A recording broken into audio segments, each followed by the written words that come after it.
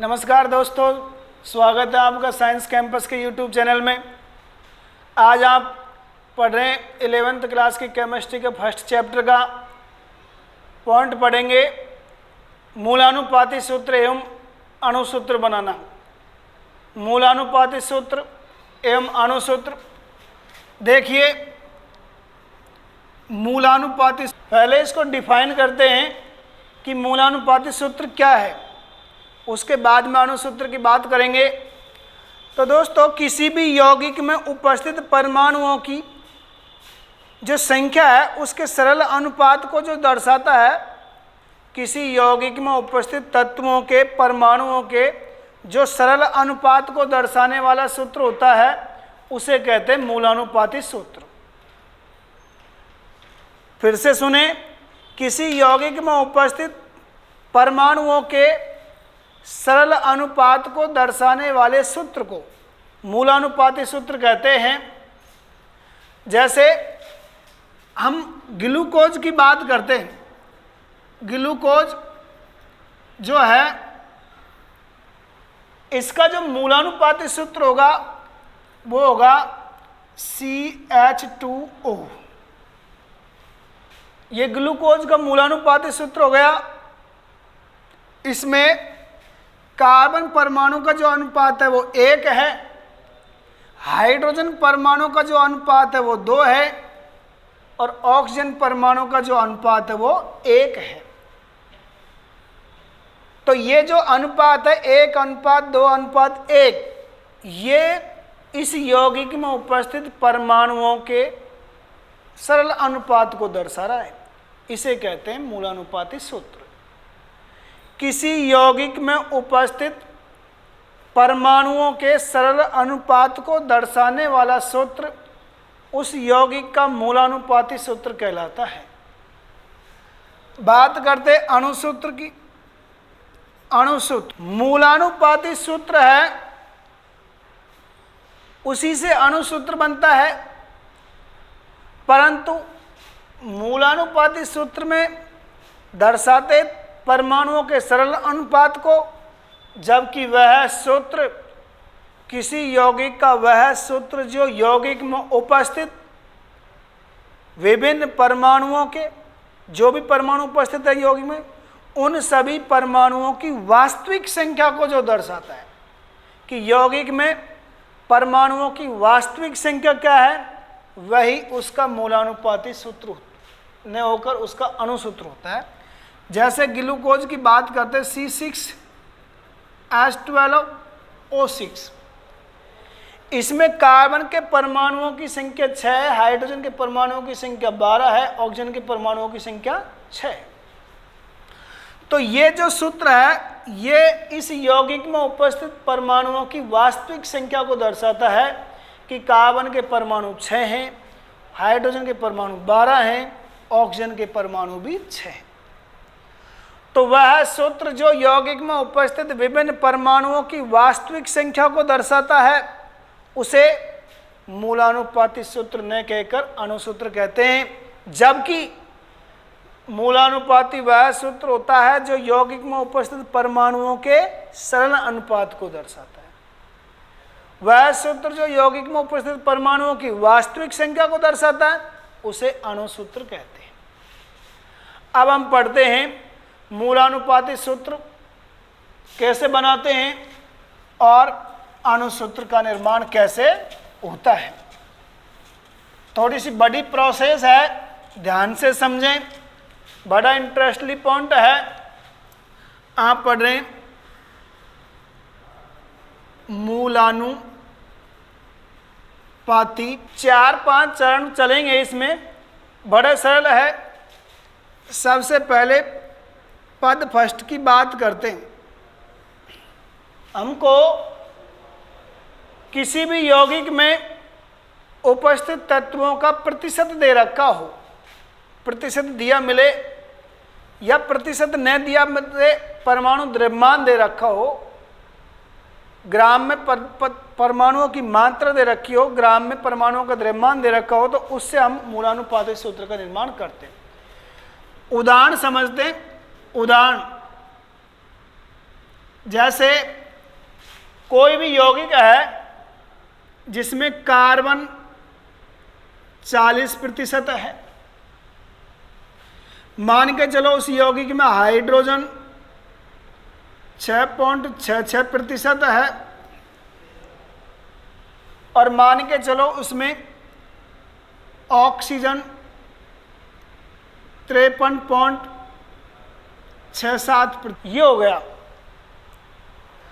अब दोस्तों बात आती है कि इस यौगिक का मूलानुपाती सूत्र क्या होगा, इसका अणुसूत्र क्या होगा। और मान के चलो इसका वो अणुभार भी दे देता है 180, अणुभार उसने दे दिया 180। ठीक है दोस्तों, और वो पूछता है कि इसका मूलानुपाती सूत्र और इसका अणुसूत्र। तो सबसे पहले फर्स्ट स्टेप में दी गई तत्वों की प्रतिशत जो मात्रा है इसको ग्राम में बदलते हैं, द्रव्यमान में बदलते हैं। और प्रतिशत को द्रव्यमान में बदलने के लिए, ग्राम में बदलने के लिए हम जानते हैं कि यौगिक में उस तत्व की मात्रा, यौगिक की मात्रा 100 ग्राम होगी और उस तत्व की मात्रा उस 100 ग्राम में से हम तत्वों प्रतिशत मात्रा को द्रव्यमान, सबसे पहले ग्राम में बदल देंगे। तो कार्बन का द्रव्यमान, कार्बन का जो प्रतिशत मात्रा है वो 40 है, और ये 40 जो है वो द्रव्यमान को ग्राम में जब बदलेंगे तो 100 में से है इंटू 100, तो ये हो जाएगी 40 ग्राम। इसी प्रकार हाइड्रोजन का हो जाएगा, हाइड्रोजन का द्रव्यमान भी 6 ये जो इतने प्रतिशत है, ये इतने प्रतिशत है, तो इसको अपन यहाँ चूंकि अपन को टोटल 100% करना है ना, इसलिए ये कर देंगे। तो ऑक्सीजन का द्रव्यमान, ऑक्सीजन का द्रव्यमान हो जाएगा 53.33 ग्राम, 34 सॉरी। देखिए ये ग्राम में बदल दिया। अब पद सेकंड की बात करते हैं। पद सेकंड,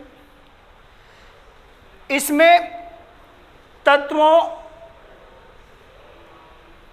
के जो मोलर द्रव्यमान है उसका सभी के द्रव्यमान में भाग देंगे, अपने स्वयं के मोलर द्रव्यमान का भाग देंगे, तो आपेक्षिक संख्या आ जाएगी, यानी कि मोलों की संख्या, मोलों की निकालना। इसमें मोलों की संख्या कैसे निकालेंगे,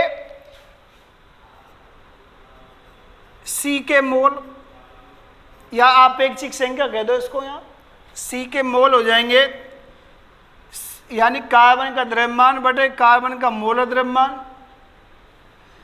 हाइड्रोजन के मोल यानी आपेक्षिक संख्या हाइड्रोजन का द्रव्यमान बटे इसका मोलर द्रव्यमान। ऐसे ही ऑक्सीजन के मोल हो जाएंगे, ऑक्सीजन का द्रव्यमान बटे ऑक्सीजन का मोलर द्रव्यमान। तो ये कर देंगे 12 × 36 बच के 4, 12 × 36 और 12 × 36। दशमलव के बाद 2 अंक तक भाग देना उचित रहता है। 6.66 हो जाएगा ये। इसमें 16 × 48, फिर से 3 16 × 48 और 16 × 48। ये आपके मोलों की संख्या निकाल ली।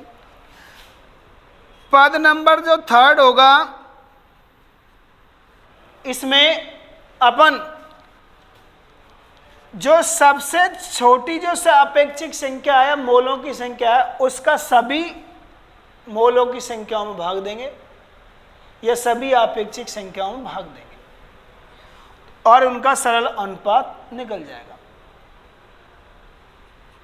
यौगिक में तत्व का सरल अनुपात, C का अनुपात, तो C की आपेक्षिक संख्या कह दो या मोलों की संख्या बटे छोटी, सबसे छोटी मोलों की संख्या भी यही है, तो ये आ जाएगी A। इसी प्रकार H का अनुपात ये हो जाएगा 6.66 बटे 3.33। सभी मोलों की संख्याओं में सबसे छोटी मोलों की संख्या का भाग दे रहे हैं हम, 2 बार चला जाएगा। इसी प्रकार ऑक्सीजन का अनुपात हो जाएगा, ये जो अनुपात आया इस अनुपात के अनुसार हम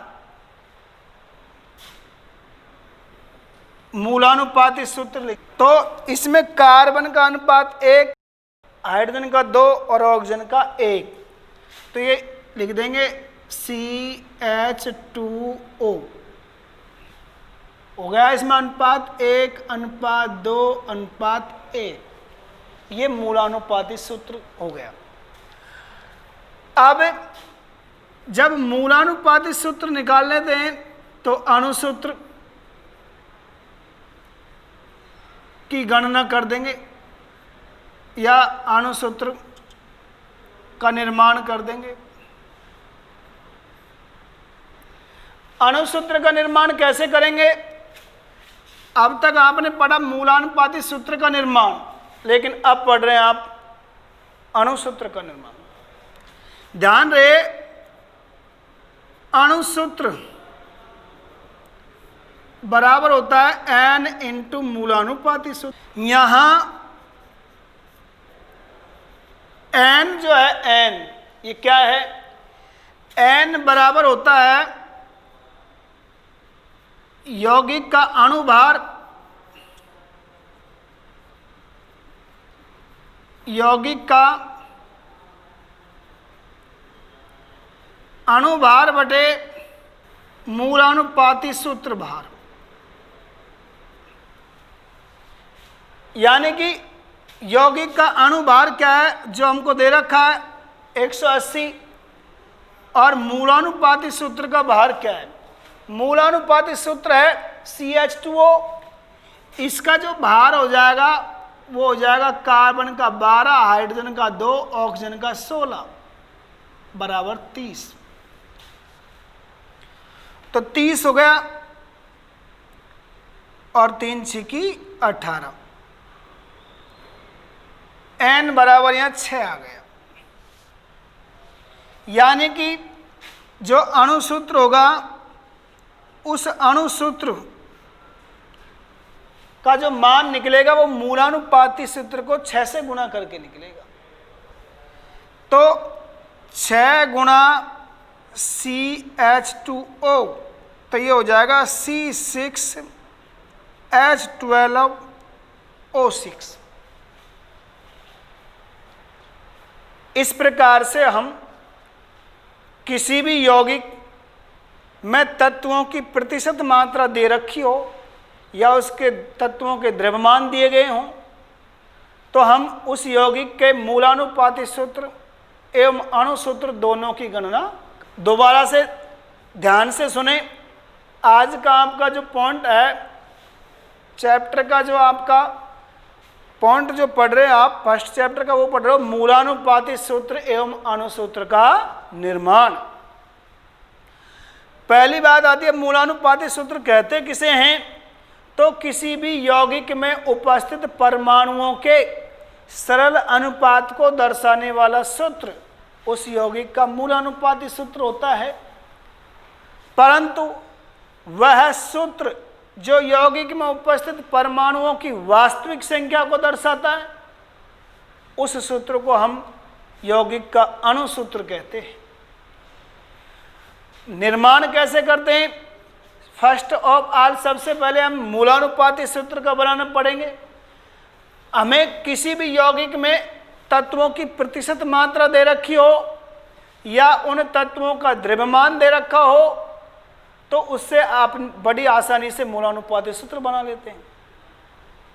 मान के चलो एक उदाहरण दे रखा है आपको, कार्बन के एक यौगिक में, या फिर ऐसे कह दो एक कार्बनिक यौगिक में विश्लेषण करने पर यह पाया गया कि उसमें 3 तत्व उपस्थित हैं, कार्बन, हाइड्रोजन और ऑक्सीजन, जिनकी उस यौगिक में प्रेजेंटेशन कार्बन 40%, हाइड्रोजन 6.66% और शेष ऑक्सीजन है जो 53.34% है, तथा यौगिक का अणुसूत्र यानी मूलानुपात मोलर द्रव्यमान यदि या अणुभार 180 है तो उस यौगिक के मूलानुपाती सूत्र एवं अणुसूत्र की गणना कीजिए, अणुसूत्र को निकालिए।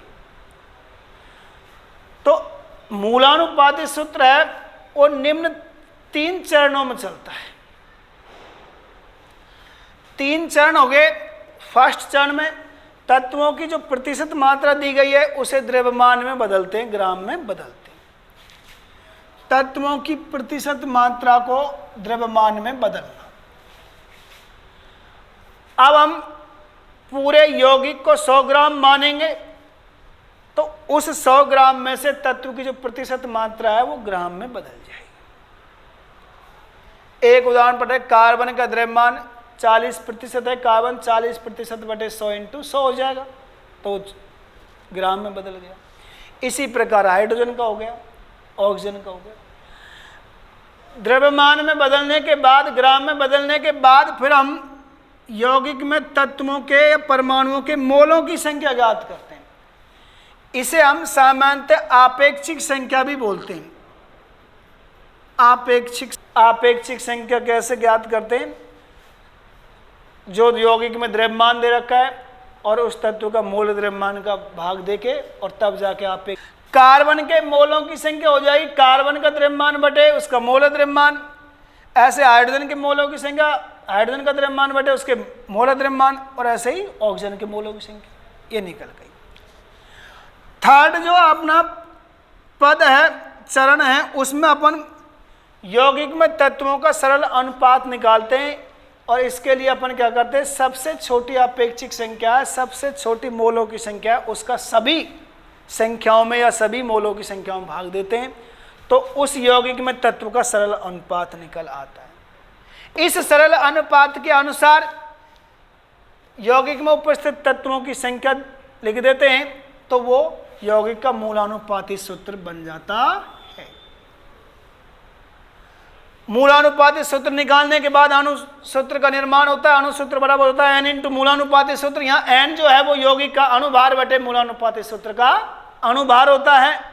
अणुभार आपको दे रखा है यौगिक का। मूलानुपाती सूत्र का भार हम निकालना जानते ही हैं। मूलानुपाती सूत्र में कार्बन का द्रव्यमान है 12, हाइड्रोजन का द्रव्यमान है 2 और ऑक्सीजन का द्रव्यमान है 16। टोटल यौगिक का जो मूलानुपाती सूत्र का जो द्रव्यभार होगा वो 30 हो जाएगा। 30 का भाग 180 में दे देंगे, n बराबर 6 आ जाएगा। 6 जो है 6 इंटू मूलानुपाती सूत्र कर देंगे, तब जाके अणुसूत्र आता है हमारा C6H12O6, जो एक तरह से ग्लूकोज यौगिक है। तो दोस्तों आज के लिए इतना ही। नेक्स्ट पढ़ेंगे आप अगले वीडियो में। तब तक के लिए इसे शेयर करें, लाइक करें